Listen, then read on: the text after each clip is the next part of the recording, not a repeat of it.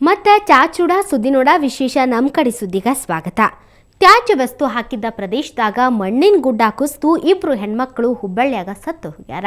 Mantur ರಸ್ತೆದಾಗಿರೋ Allur flat ಹಂತೇಕ railway ಇಲಾಖೆ ಹಾಕೋ ತ್ಯಾಜ್ಯದೊಳಗ ಕಬ್ಬಣ ಹುಡ್ಕಾಕಡಕ ಇವರಿಬ್ರು ಹೆಣ್ಮಕ್ಳು ಹೋಗಿದ್ರಂತ.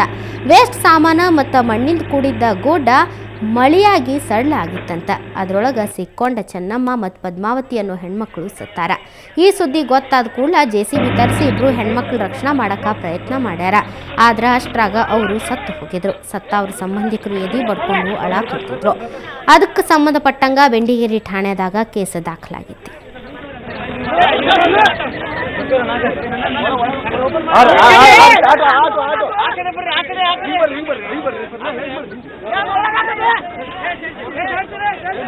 ಗದಗ ಜಿಲ್ಲಾ ಹುಡುಗರು ನೇಪಾಳಕ್ಕ ಹೊಂಟು ನಿಂತಾರ. ರಾಷ್ಟ್ರೀಯ ಮಟ್ಟದ ಕೌಂಟಿ ಕ್ರಿಕೆಟ್ನ್ಯಾಗ ಆಡಕ ನೇಪಾಳ ವಿಮಾನ ಹತ್ತಾಕ ರೆಡಿ ಆಗ್ಯಾರ.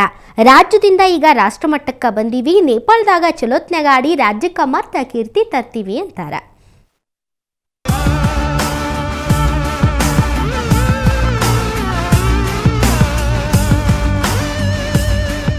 ಈ ಹುಡುಗರು ಹೆಂಗ್ ಕಸರತ್ ಮಾಡಕತ್ತಾರ ನೋಡ್ರಿ.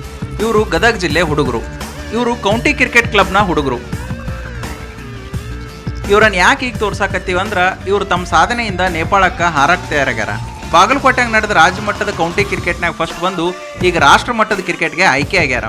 ಗ್ರಾಮೀಣ ಭಾಗದಾಗ ಪ್ರತಿಭಾವಂತರನ್ನ ಆಯ್ಕೆ ಮಾಡಿ ಅವರಿಗೆ ತರಬೇತಿ ನೀಡ್ತಾರ. ಈ ಟೀಮ್ನಾಗ ಗದಗ ಜಿಲ್ಲೆ ಗ್ರಾಮೀಣ ಭಾಗದ ಹುಡುಗರು ಅದಾರ.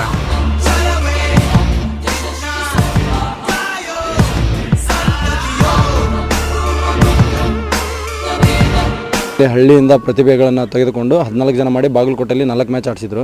ಬೆಳಗಾವಿ ಮೇಲೆ ಮತ್ತು ಬಳ್ಳಾರಿ ಮೇಲೆ ಮತ್ತು ಬಾಗಲಕೋಟೆ ಮೇಲೆ. ಅದರಲ್ಲಿ ನಾವು 4 ಮ್ಯಾಚನ್ನು ನಾವು ಗೆದ್ದಿದ್ದೇವೆ. ನಾವು ಇದೇ ಫಸ್ಟ್ ಟೈಮು ಇಂಡೋ ನೇಪಾಳ ಟೂರ್ನಿಗೆ ಹೋಗ್ತಾ ಇದ್ದೀವಿ. ಎಲ್ಲ ನಮ್ಮ ಹಳ್ಳಿ ಜನನೇ ಇರೋದು. ಗದಗ ಡಿಸ್ಟಿಕ್ಕು, ಗಜೇಂದ್ರಗಡ, ಒಟ್ಟ ಇದರಲ್ಲಿ ಅಂಡರ್ನಲ್ಲಿ ಇರುವಂಥ ಪ್ಲೇಯರ್ಸ್ಗಳು. ಬಾಗಲಕೋಟೆಗೆ ಆಡಿದ 4 ಪಂದ್ಯದಾಗ ಗೆದ್ದೀವಿ. ನಮ್ಗೆ ಪ್ರಾಯೋಜಕರು ಸಿಕ್ಕರ ಇನ್ನೂ ಬೇರೆ ಬೇರೆ ದೇಶದಾಗ ಆಡಕ್ಕೆ ಹೋಗ್ತೀವಿ ಅಂತಾರ ತಂಡದ ಕೋಚ್. ನಾವು ಇಂಡೋ ನೇಪಾಳ ಚಾಂಪಿಯನ್ಶಿಪ್ಗೆ ಈ ಟೀಮ್ ತೆಗೆದುಕೊಂಡು ಹೋಗ್ತಾ ಇದ್ದೀವಿ. ಇದು ನಮ್ಮ ರಾಜ್ಯ ಮಟ್ಟದ ಕೌಂಟಿ ಕ್ರಿಕೆಟ್ ಅಸೋಸಿಯೇಷನ್ನಲ್ಲಿ ಮೊದಲ ಪ್ರಶಸ್ತಿಯನ್ನು ಪಡೆದಂಥ ತಂಡ. ಈ ದೇಶದ ಹೆಸರನ್ನು ನಾವು ನೇಪಾಳದಲ್ಲಿ ಶಾಶ್ವತವಾಗಿ ಉಳಿಯುವಂತೆ ಉತ್ತಮವಾದ ಆಟವನ್ನು ಆಡಿ ಒಳ್ಳೆಯ ನಮ್ಮ ಪ್ರತಿಭೆಯನ್ನು ಅಲ್ಲಿ ತೋರಿಸಿ ಬರುವಂಥ ಒಂದು ಒಳ್ಳೆಯ ಅವಕಾಶ. ಇದನ್ನು ನಾವು ಕೈ ಬಿಡೋದಿಲ್ಲ. ನಮ್ಮ ನಾಡಿನ ಹುಡುಗರು ನೇಪಾಳದಾಗ ಆಡಿ ಗೆದ್ದು ಬರಲಿ ಅಂತ ನಾವು ನೀವು ಹಾರೈಸೋಣ.